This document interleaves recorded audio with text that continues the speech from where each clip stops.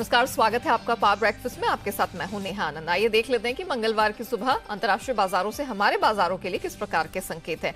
कुछ मिलीजुली से शुरुआत यहां पर दिखाई दे रही है। एसजीएक्स निफ्टी 15,800 के लेवल को होल्ड कर रहा है, लेकिन 25 अंकों की ऊपरी स्तरों से प्रेशर डेफिनेटली दिखाई दे रहा है। बाकी एशियन मार्केट्स की बात करें तो जापान का बाजार निके 27,000 के पास 105 अंक की मजबूती के साथ कारोबार कर रहे हैं, लेकिन बाकी बाजार जो खुल रहे हैं उनमें कुछ मिला जुला सा एक्शन इस समय देखा जा सकता है। फिर चाहे वो कॉस्पी हो या फिर स्ट्रेट टाइम्स, यहां पर थोड़ा ऊपर नीचे हम कारोबार होता हुआ देख रहे हैं।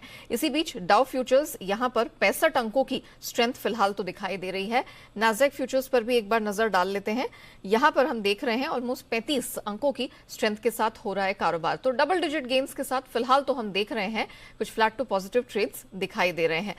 कमोडिटी स्पेस की अगर बात करें तो वंस अगेन यहां पर काफी मिला जुला एक्शन देखने को मिल रहा है। कच्चा तेल निचले स्तरों से तगड़ी रिकवरी आई है। 1% ऊपर WTI और ब्रेंट क्रूड दोनों ही हैं। $116 के पास ब्रेंट, एक हफ्ते 3% ऊपर कच्चा तेल बंद हुआ है। सोने चांदी में हालांकि दायरे का ही ट्रेड दिखाई दे रहा है। डॉलर इंडेक्स एक दायरे में है, 104 के नीचे है, तो उसका थोड़ा बहुत सपोर्ट मिला हुआ है। क्या कुछ हुआ है बीते सत्र में अंतर्राष्ट्रीय बाजारों में, आज किस अहम ट्रिगर पर आपको रखनी है नजर, पूरी डिटेल लेकर मेरे सहयोगी दीपांशु इस वक्त मेरे साथ जुड़ चुके हैं। Deepanshu, good morning. क्या कोई चिंता की बात है? क्योंकि आज हम देख रहे हैं थोड़ी सी मिक्स्ड ओपनिंग होती हुई दिखाई दे रही है। कच्चा तेल ऑफ कोर्स सप्लाई टाइटनेस का इशू आ गया है, क्या किया जाए? बिल्कुल, तो कच्चे तेल पर तो नजर है ही। हालांकि ऑब्वियसली हमने इससे काफी हायर लेवल्स देखे हैं, तो थोड़ा बढ़कर आया तो परेशानी बात नहीं है। 113 था, 116 हो गया, बट ऑफ कोर्स वहां पर नजर बनी हुई है। थोड़ा बाजार भी, क्योंकि पिछले हफ्ते एक बढ़िया रिबाउंड आ चुका था, तो वहां से अब हल्का कंसोलिडेशन जोन में आपको जाते हुए दिख रहे हैं। जैसे हम कल बात भी कर रहे थे, डाउ फ्यूचर्स कल थोड़ा वॉलेटाइल रहा, हालांकि पॉजिटिव था। जब हमारे बाजार बंद हुए तो करीब 100 अंकों की तेजी आपको डाउ फ्यूचर्स में दिख रही थी। उसके सामने अगर आप देखें तो 60 अंक नीचे बंद हुआ है, बट उतना ज्यादा वॉलेटाइल सेशन नहीं था अमेरिकी बाजार में। थोड़ा उतार चढ़ाव आपने देखा, एक बहुत ही सीमित दायरे में आपने इंडेक्स में ट्रेड होते देखा। सिर्फ और सिर्फ 250 अंकों की रेंज में डाउ पर कल ट्रेड हुआ और उसमें हमने देखा करीब 60 अंक फिसल कर बंद हुआ। तो उतना खराब सेशन नहीं था, एक डायरेक्शन की चूज कर रहा है डाउ और अमेरिकी बाजार। पिछले हफ्ते के अच्छे रिबाउंड के बाद अब देखना पड़ेगा क्या डायरेक्शन ये बाजार चूज करते हैं। थोड़ा आईटी शेयर्स में ज्यादा बिकवाली थी, इसलिए हमने देखा कि नास्डैक 0.5% गिर कर आया। हालांकि कोई ऐसा बड़ा ट्रिगर नहीं आया जिसकी वजह से एक सेल ऑफ आपको आते हुए दिखे। बॉन्ड यील्ड हल्की बढ़ी जरूर है, 3.115 के आसपास ट्रेड कर रही थी, वहां से 3.2% हो गए। तो अगेन वहां पर भी आपने कुछ ऐसा बड़ा एक्शन नहीं देखा है। स्टॉक स्पेसिफिक एक्शन भरपूर था अमेरिकी बाजार में, और इससे जो स्मॉल कैप इंडेक्स है उनका रसल 2000 वो करीब 0.3% ऊपर बंद हुआ है, बट बाकी इंडेक्सीज में आपने हल्की सुस्ती देखी। इनफैक्ट 11 में से 8 सेक्टर्स की अगर आप बात करें तो वहां पर गिरावट ही आती हुई देखी। पर जैसे आप कच्चे तेल की बात कर रही थी, उसकी वजह से एनर्जी शेयर्स में एक बड़ा रिबाउंड कल आते हुए देखा, और जो एनर्जी इंडेक्स था वो करीब 0.3% ऊपर बंद हुआ है। इसके साथ ही कुछ और सेक्टर्स में भी एक्शन था। थोड़ा बैंक्स पर भी फोकस है, क्योंकि रिसेंटली उन्होंने फेड का स्ट्रेस टेस्ट पास कर दिया है, तो अब अनुमान एक बाजार का बढ़ रहा है कि वो अपने डिविडेंड ज्यादा लिबरली दे पाएंगे, क्योंकि फेड की वजह से उन्होंने अपने डिविडेंड पे आउट पर एक तरह की रोक लगाई हुई थी। वो अब शायद वो रेस्ट्रिक्शंस उनके लिए चली जाए, बट वो देखना पड़ेगा। वो एक होप ट्रेड है, हालांकि उसका कुछ एक्शन कल के बाजार में तो नहीं दिखा। आज की अगर आप बात करें तो जून महीने का कंज्यूमर कॉन्फिडेंस डेटा आने वाला है, काफी इंपॉर्टेंट रहेगा। रिसेंट फेड एक्शन के बाद और इन्फ्लेशन जिस तरह से बढ़ा है, उसके बाद कंज्यूमर्स का कॉन्फिडेंस कैसा है अमेरिकी बाजारों में, ये जानना जरूरी रहेगा। तो उस डेटा पर हमारी नजर बनी हुई है। यूरोप के बाजार की अगर बात करें तो अच्छी बढ़त के साथ ही बंद हुए, थोड़ा ऊंचाई से ये भी गिरे थे, बट आधे % तक की तेजी आपने यूरोप के भी बाजारों में देखी, तो वहां से कोई परेशानी की बात नहीं आती हुई दिखी। अब जहां तक कच्चे तेल की बात है, जैसा आप बता रही थी, कल से अब तक अगर आप देखें तो करीब $3 कच्चा तेल उछला है, और फिलहाल अगर आप देखें तो 116 के पार आपको जाते हुए दिख रहा है। एक हफ्ते की ऊंचाई पर कच्चा तेल आया है। G7 की बैठक चल रही थी कल जर्मनी में, और वहां से निकलकर आ रहा है कि ये सारे देश रशिया पर फ्रेश रेस्ट्रिक्शंस लगाने की बात कर रहे हैं। ये हमने पहले भी सुनी हुई है बात, लगाते हैं या नहीं मालूम, क्योंकि रिसेंटली तो कुछ देशों ने छोटी छोटी रेस्ट्रिक्शंस इनफैक्ट रशिया से हटाई हैं, बट बात ऑफकोर्स जरूर हुई है फ्रेश रेस्ट्रिक्शंस लगाने की। तो वहां से थोड़ी चिंता है। बाकी जो ऑयल प्रोड्यूसिंग देश हैं, वहां से कुछ आपको एक्शन आते हुए दिख रहा है। लिबिया के ऑयल प्रोडक्शन पर पिछले कुछ दिनों से वैसे भी सवाल उठ रहे हैं। अब खबर आ रही है कि इक्वाडोर के ऑयल प्रोडक्शन पर भी आपको परेशानी आती हुई दिख रही है। ओपेक की की बैठक है इस हफ्ते और एक अनुमान था कि शायद वो अपना आउटपुट बढ़ा दें, बट ऐसी खबर आ रही है कि सिर्फ सऊदी और यूएई ही ऐसे देश हैं जो आउटपुट बढ़ाने की क्षमता रखते हैं। बाकी सारे देश ऑलमोस्ट अपने लिमिट पर ही इस समय उत्पादन कर रहे हैं। तो देखना पड़ेगा क्या निकल कर आता है। 30 तारीख को वो बैठक होगी। अमेरिका के जो स्ट्रेटेजिक भंडार है वो 500 मिलियन बैरल से नीचे गिरा है। ये कई सालों में पहली बार हुआ है। इनफैक्ट लगभग 40 साल में पहली बार ऐसा हुआ है कि वो इस लेवल के नीचे आया। हालांकि अमेरिका ऑलरेडी उस भंडार से थोड़े रिलीज कर रहा है क्वाइट रेगुलरली ताकि दाम कंट्रोल में रहें। बट हाँ, एक डेटा पॉइंट है और एक सेंटिमेंट फैक्टर है। तो 3-4 चीजें अगर आप कंबाइन करें तो वो दिख रहा है कि कच्चे तेल के दामों में आपको थोड़ा उछाल जरूर आते हुए दिखा है। बाकी कमोडिटीज की बात करें तो डॉलर इंडेक्स सुस्त है, 104 पर है, तो उसका कुछ ज्यादा इंपैक्ट बाकी कमोडिटीज पर नहीं हुआ है। गोल्ड में आपने हल्की सुस्ती देखी है, रेंज बाउंड ट्रेड आपको होते हुए दिख रहा है। बेस मेटल्स में नरमी आपने थोड़ी आती हुई देखी है, कुछ बड़ा एक्शन यहां पर नहीं था। एग्री कमोडिटीज में लगातार गिरावट का ट्रेंड जारी है, स्पेशली कॉटन जो 10 महीने के निचले स्तर पर है, रॉ शुगर 4 महीने के निचले स्तर पर है। पर कल आपने पाम ऑयल और सोयाबीन इसमें हल्की बढ़त देखी, कुछ ज्यादा एक्शन नहीं। तो बेसिकली एक डायरेक्शन अब बाजार चूज करने की कोशिश कर रहा है पिछले हफ्ते के बाउंस बैक के बाद। तो थोड़ा मिला जुला आप संकेत कह सकते हैं ग्लोबल मार्केट से आ रहे हैं। मिले जुले संकेत है ग्लोबल मार्केट से। हमारे मार्केट्स इस पर आज कैसे रिएक्ट करते हैं ये देखने वाली बात होगी। शुक्रिया आप दीपांशु हमारे साथ जुड़ने के लिए, बताने के लिए कि इंटरनेशनल मार्केट के क्यूज किस प्रकार के दिखाई दे रहे हैं। आगे बढ़े इससे पहले देख लेते कि कल संस्थागत निवेशकों की तरफ से प्रदर्शन कैसा रहा है। कैश स्पेस में एक बार FIIs के आंकड़ों पर नजर डालते हैं। 1278 करोड़ की बिकवालियां जरूर दिखी है, लेकिन जब हम स्टॉक फ्यूचर्स, इंडेक्स फ्यूचर्स पर नजर डालते हैं तो यहां पर खरीदारी का सपोर्ट विदेशी संस्थागत निवेशकों की तरफ से आ रहा है। All in all FNO space में 1750 करोड़ के आसपास का वो खरीद का आंकड़ा है। घरेलू संस्थागत निवेशकों की तो खरीदारी जारी ही है। ऑलमोस्ट आप कह सकते हैं कि 1190 करोड़ के आसपास का 80-85 करोड़ के आसपास का वो फिगर निकल कर आया है। तो ऑल इन ऑल FIIs की भी जो बिकवाली की टेंशन थी वो धीरे ही सही लेकिन थोड़ा डिमिनिश होती हुई जरूर दिखाई दे रही है। चलिए, तो मिले जुले ग्लोबल संकेत हैं, बहुत बुरे भी नहीं है। ऐसे में हमारे बाजारों में क्या रणनीति हो, इस पर बात करने के लिए जी बिजनेस के मैनेजिंग एडिटर अनिल सिंह भी हमारे साथ जुड़ चुके हैं। Anil sir, good morning sir. आज के संकेतों को आप कैसे देख रहे हैं सर? निफ्टी, बैंक निफ्टी क्या लेवल्स होंगे? मिले जुले संकेत है नया। Good morning. देखिए, अंतर्राष्ट्रीय बाजारों से देखेंगे तो थोड़े कम मजबूत है, क्योंकि अमेरिका में हल्की कमजोरी रही, लेकिन जब बंद हुए तो 100 पॉइंट ऊपर डाउ फ्यूचर से, तो उम्मीद ये थी कि थोड़ा मजबूती वाला सेशन हो सकता है, लेकिन कोई खास बड़ी कमजोरी हो ऐसा भी नहीं है। और कच्चा तेल थोड़ा सा बढ़कर आया है $116 पर, तो ये हल्के फुल्के कमजोरी के संकेत आपको ग्लोबल मार्केट से मिल रहे हैं। लेकिन हमारे मार्केट के लिहाज से देखें तो हमने 15,800 के ऊपर क्लोजिंग दी, जो कि एक अच्छी मजबूत क्लोजिंग है। तकनीकी तौर पर हमारे बाजार मजबूत हो रहे हैं, FIIs की बिकवाली का दबाव कम होते हुए दिख रहा है। तो ये फैक्टर्स हैं जो निश्चित तौर पर सपोर्ट आपको देते हुए नजर आएंगे। ऐसे में शुरुआत के बाद अगर आप नीचे की तरफ आते हैं तो 15,700, 15,750 आज तुरंत निफ्टी पर सपोर्ट का काम करेगा। इस रेंज में आपको खरीदारी करने का मौका ढूंढना चाहिए। ऊपरी स्तरों पर 15,925 से लेकर 16,000 की रेंज ऐसी है यहाँ पर पहुंचने पर बाजार में मुनाफा वसूली और थोड़ी बहुत बिकवाली आती हुई नजर आ सकती है। बैंक निफ्टी का जहां तक सवाल है, 34,600 के ऊपर बैंक निफ्टी कल बंद होने को कामयाब रहा। 34,800 के ऊपर बंद हुआ। तो अब आज के लिए बैंक निफ्टी पर भी सपोर्ट जो है, माफ कीजिएगा, 33,800 के ऊपर बंद हुआ है। आज के लिए भी बैंक निफ्टी पर सपोर्ट 33,425 से 33,625 की रेंज में रहेगा। और ऊपरी स्तरों पर कल के हाइस के आसपास ही हल्की फुल्की रुकावट है, और वो रेंज होगी 34,000 से लेकर 34,175 की। तो ऐसा लगता है कि 3 दिनों की अच्छी तेजी के बाद आज सीमित दायरे में कारोबार होगा। दोनों तरफ के मौके मिलेंगे, तो सपोर्ट रेंज जो दी है वहां पर आने पर खरीदारी करें, और जो ऊपरी स्तरों पर रेंज दी है मुनाफा वसूल की, वहां पर हल्की फुल्की प्रॉफिट बुकिंग करें। ये रणनीति लेकर चलना ठीक रहेगा। जी sir, thank you so much हमें बताने के लिए कि इस मार्केट में क्या किया जाए। तो भले ही बहुत एनकरेजिंग संकेत अंतर्राष्ट्रीय बाजार से नहीं, लेकिन सर ने क्लियरली एक बात तो मेंशन की है कि आपको दोनों तरफ के ट्रेड का मौका मिलेगा, क्योंकि आज एक सीमित दायरे का कारोबार दिखेगा। लेवल्स बता देती हूँ। निफ्टी में 15,700, 785 एक सपोर्ट रेंज का काम करेगा। क्लियरली सर ने कहा है कि सपोर्ट रेंज पर खरीदारी के मौके ढूंढने चाहिए। अपर बैंड जो है वो यहाँ पर 15,925 से 16,000 का दिखाई दे रहा है। ये एक ऊपरी रेजिस्टेंस बैंड साबित होगा। सिमिलरली बैंक निफ्टी की बात करें 33,425, 625 ये वो लेवल है जहां पर आपको खरीदारी के मौके तलाशने चाहिए। 34,000 से 34,175 यहां पर आज बैंक निफ्टी एक रेजिस्टेंस फेस कर सकता है।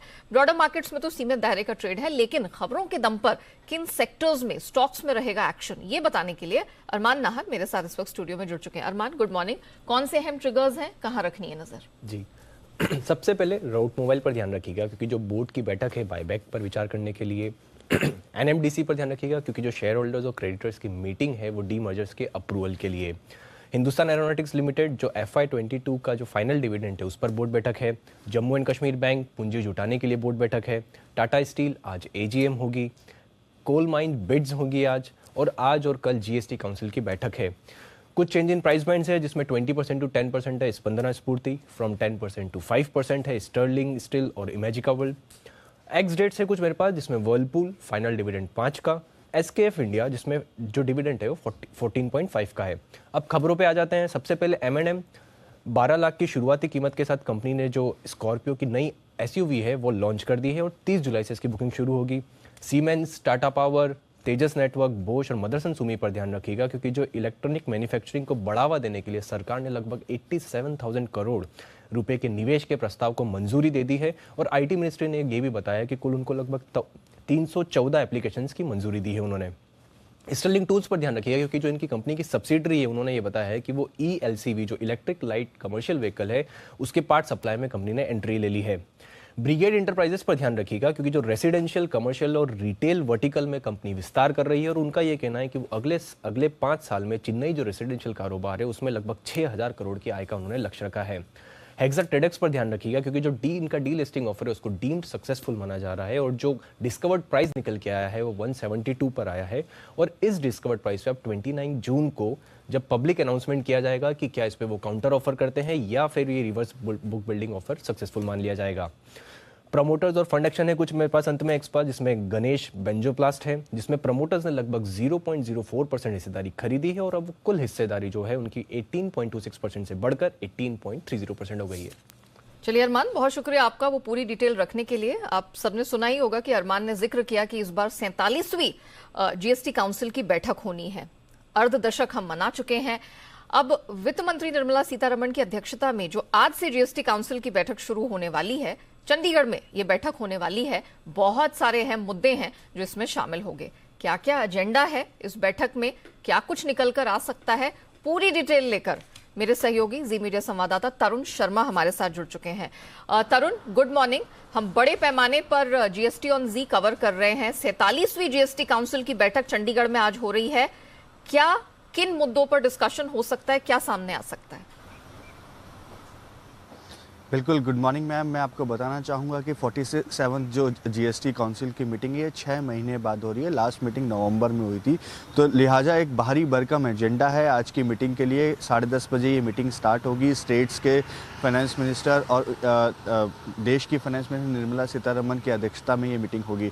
लेकिन क्या क्या एजेंडा है वो मैं आपको बताना चाहूँगा। पहला कि स्टेट्स अपना कंपनसेशन की जो मियाद है जो 30 जून को ख़त्म हो रही है उसको आगे बढ़ाने के लिए रिक्वेस्ट करेंगे। उस पर एक बड़ी बहस होने की उम्मीद है क्योंकि स्टेट्स का ये मानना है कि 2 साल हमारे कोविड में चले गए, तो अब ये जो कंपनसेशन है इसको बढ़ाया जाए।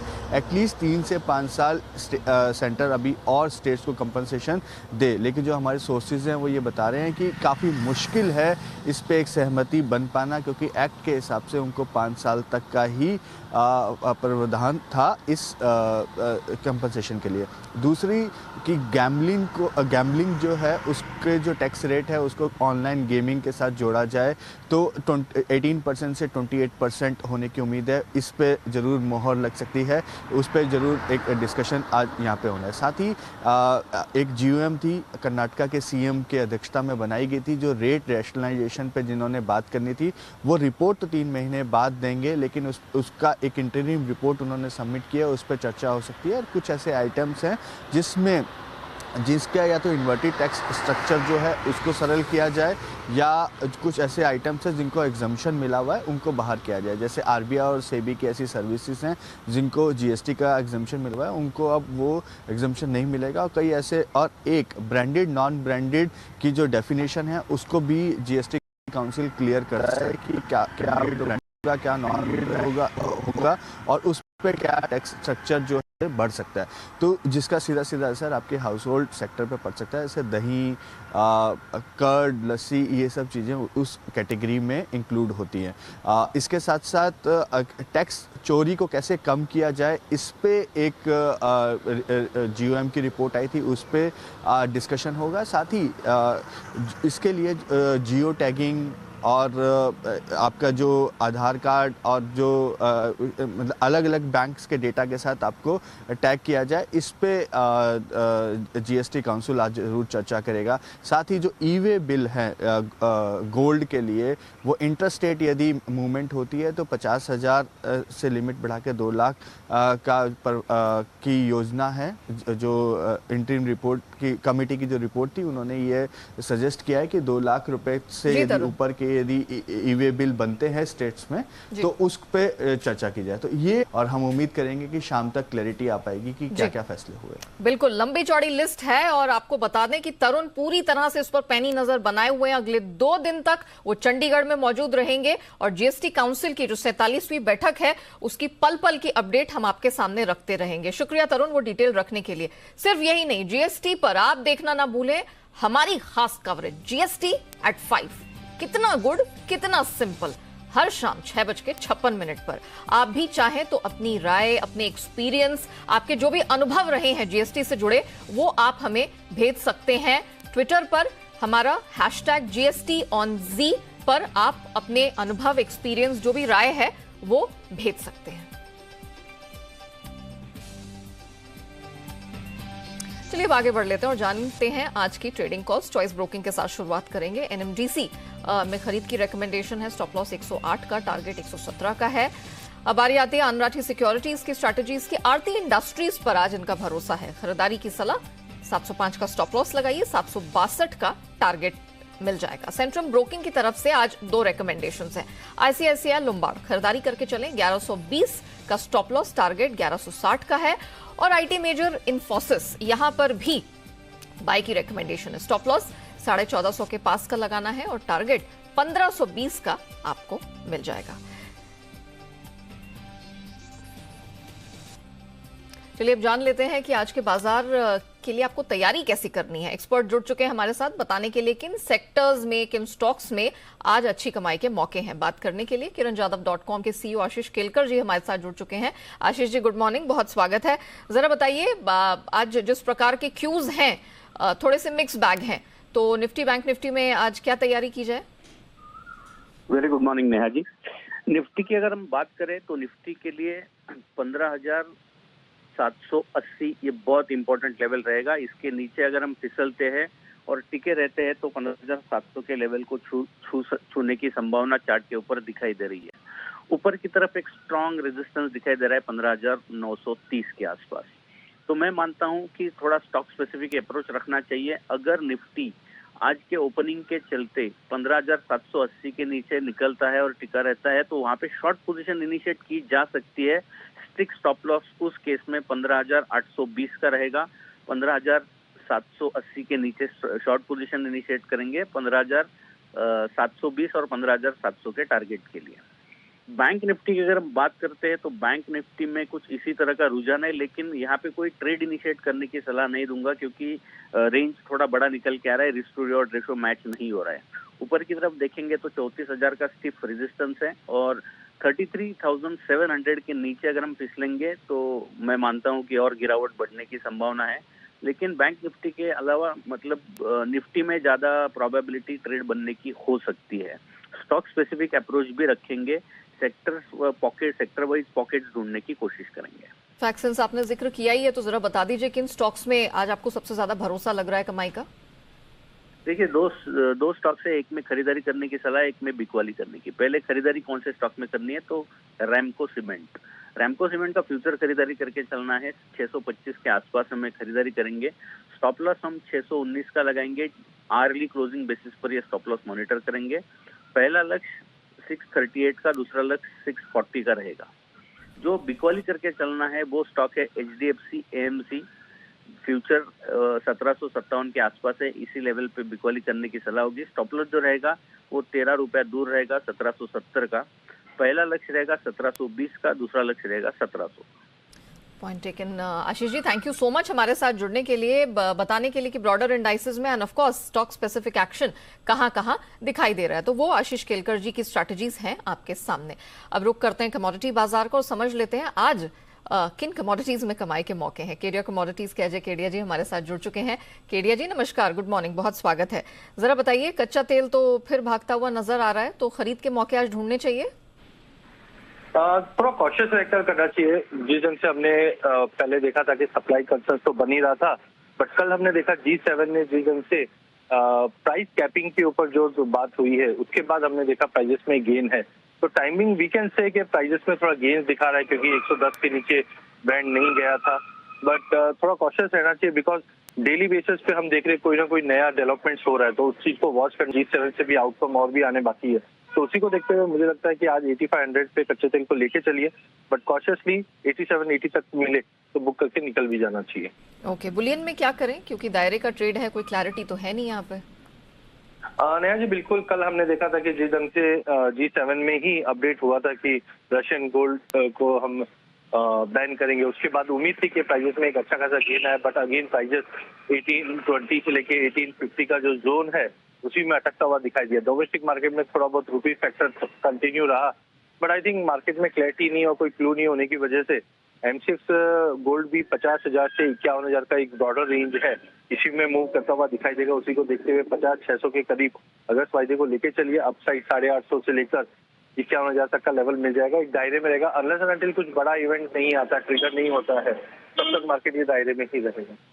ओके, साथ ही मेटल्स में क्या किया जाए? कल कुछ मिला जुला सा एक्शन देखने को मिला है। नेगेटिव तो कोई भी M6 पे बंद नहीं हुआ है, लेकिन वही बात है कि अंतर्राष्ट्रीय बाजार में अभी भी कमजोरी का तो क्लियर सिग्नल्स और सेंटिमेंट दिख ही रहे हैं। बिल्कुल, कल थोड़ा हमने देखा था चाइना से जो डेटा आया था और जो अपडेट था कि कुछ इन्फ्यूजन होगा इकोनॉमी में, जिसके बाद पूरे बेस मेटल में हमने रिकवरी देखी।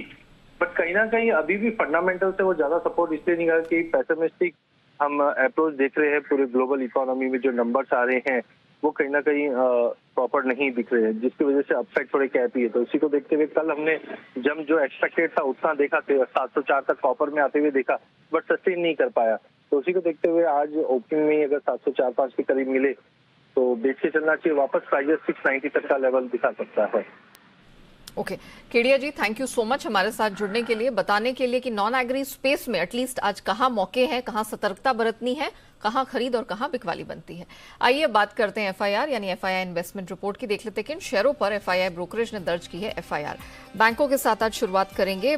मैक्वेरी की इंडसइंड बैंक पर आउट परफॉर्म की रेटिंग है, टारगेट 1135 का है। सिमिलरली SBI पर आउट परफॉर्म का स्टैंड है, 665 का टारगेट। ICICI बैंक पर भी आउट परफॉर्म का ही आउटलुक दे रहे हैं, 1000 रुपए का टारगेट है।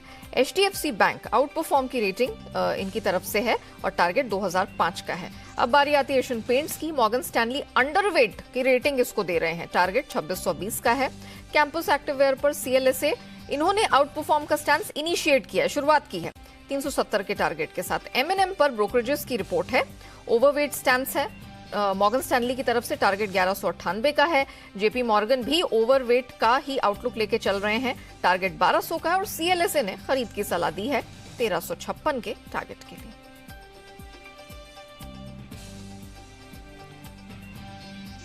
चलिए इसी के साथ पावर ब्रेकफास्ट को यहीं रैप अप करते हैं, लेकिन आप बने रहिएगा जी बिजनेस के साथ। ब्रेक के बाद आपके लिए लेकर आएंगे ट्रेडर्स डायरी, जहां आपको मिलेंगे आज के लिए 20 दमदार ट्रेडिंग आइडियाज।